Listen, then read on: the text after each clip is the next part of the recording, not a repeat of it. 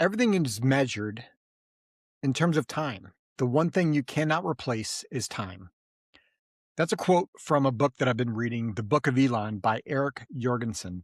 And the line just kind of stopped me in my tracks because I think that's what we're all trying to do when we're build wealth. We're trying to get our time back. All of our money decision, like most people, they think they're making money decisions, but they're really not. They're making time decisions. And most of them are getting it wrong. And the reason I say that is people say they want more money. People say they want better returns. But what they really want is they want their freedom, spend time where they want, with who they want. They want control and they want optionality. No one actually wants money. They want the money that gives them the control over their time. And so today's episode is going to be talking about time risk. So welcome to Built for Life, Not Just Wealth. My name is Ryan Burklo. And time risk, I think, is something that we all inherently know, but I think we often just forget why we're building wealth. And I want to kind of recapture my thoughts from this quote that I read in this book. You know, time risk is really kind of simple. If you're wrong, it's the question you should be asking yourself is, how much of your life does it cost you? Right? A simple example, and these are really quick examples, is you can choose to work, 10 years in a safe job. It's financially stable, but it's really incredibly expensive for the use of your time. And I'm not saying that that's bad or good. If you want that and you enjoy your job, then maybe it's not as expensive.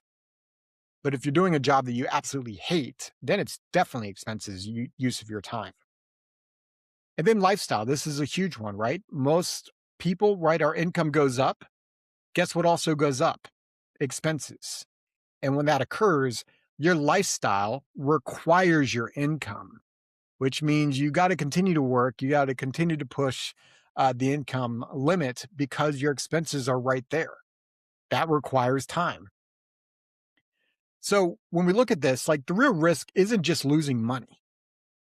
It's about losing the time that you can't get back. So where people get this wrong is number one, I think too many people are over optimizing, or I'll say maybe over focusing for return. People are chasing the best return, yet ignoring flexibility. Number two, short-term thinking. They're reacting to noise, and this is so easy to do, especially in today's world, because all of social media, all of traditional media, all of it is trying to get your attention. And the best way to get your attention is negative news. You don't hear very often positive news. And so the reaction to noise, emotional decisions, I realize that most people I work with, they're not emotional from the standpoint of like day to day and really kind of taking their money from the market and going to cash. But we are making decisions and we are reacting to noise. And I know this because I get with newer prospects, I get conversations around, well, Ryan, with what's going on in the market right now, or the economy right now, or what came out of the president's mouth right now. They read something and they're wanting to know, should they keep doing what they're doing? And that is a reaction in today's market at this very minute. And you need to look over long periods of time, over the history. You need to look at how markets react and really how markets react over longer periods of time, not day by day. And then lastly, building a life that they can't leave. This is number three. I think many people are building a life where they feel almost trapped. And the trap isn't obvious until you step away. This is a classic example of, I don't know how many people that I sit down with and they want to retire. And the question that I ask them is, okay, you've got enough money in the world to retire.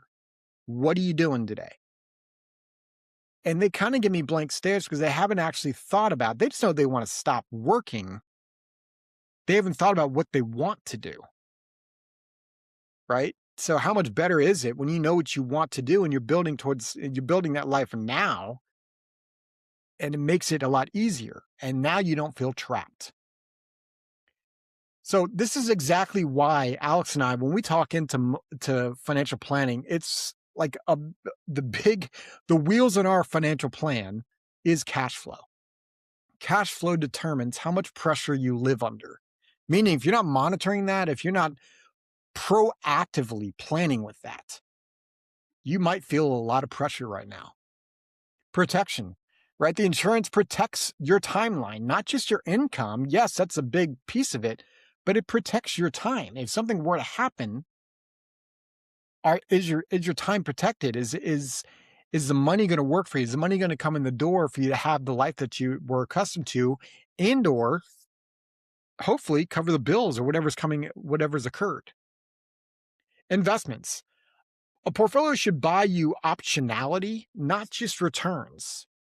I sit down with a lot of people that have a high concentration on Microsoft stock, Amazon stock, and many of them, they're okay with it up until a certain point. And then that certain point is now they've got $1 million all in one stock. And now they're like, crap, it's hard for me to diversify because I've got $1 million in one stock and the taxation and when to do it.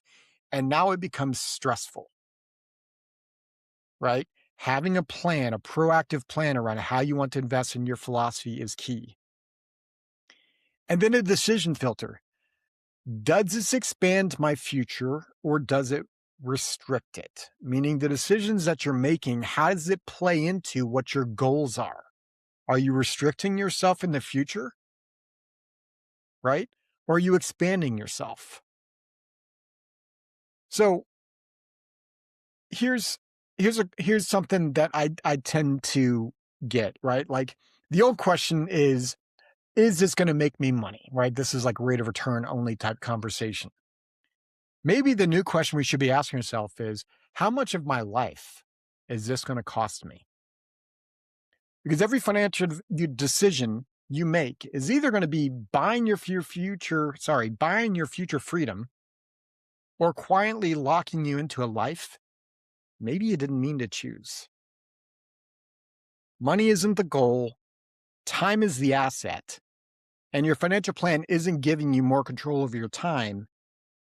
If your financial plan isn't giving you more control over your time, then your financial plan isn't working. If this way of thinking resonates with you, that's exactly the approach that my team and I take our clients through. And so make sure you check out our podcast. Make sure you're going over to Built for Life, not just wealth.com. There's a contact us page there. If you want to have a conversation with my team and I, that's a great way to reach out to us. Or if you have questions about finances, taxation, Roth or traditional, buying a car, like all the different things that you want us to talk about, that's a great way to reach out to us. Hopefully, our team and I can help you design a future so powerful that it will reshape your present. As always, I hope this episode is valuable for you. Check out our show notes. There's going to be a couple items there. Our link to our website. There's also going to be a link to where you can actually go get a financial scorecard for yourself. Alex and I do not get this information. It's just going to print out a scorecard for yourself so you can see at a high level where you're at. Hope this episode was valuable for you. And as always, make it a great day. This podcast is for informational purposes only and is not to be construed as tax, legal, or investment advice. Although the information has been gathered from sources believed to be reliable, please note that individual situations can vary. Therefore, the information should be relied upon only when coordinated with individual professional advice. Guest speakers and their firms are not affiliated with or endorsed by Park Avenue Securities, Guardian, or Quantified Financial Partners, and opinions stated are their own. Guardian, its subsidiaries, agents, and employees do not provide tax, legal, or accounting advice. Consult your tax, legal, or accounting professional regarding your individual situation.